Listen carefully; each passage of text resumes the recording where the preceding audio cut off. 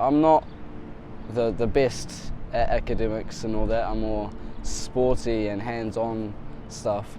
So I found it quite hard to learn in school.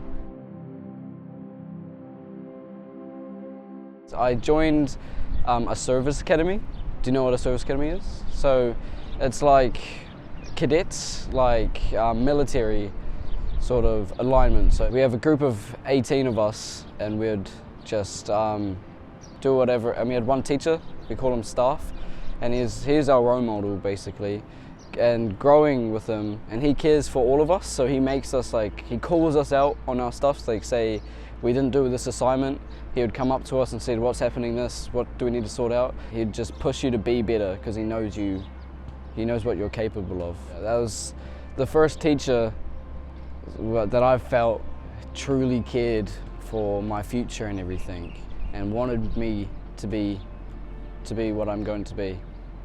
And he sees what I'm capable of. It's helped me build my character a lot more, and going out and talking to random people as well, getting new friends, definitely. And also just an understanding of what's going on around me as well. It's been the best year of school of my life, to be honest.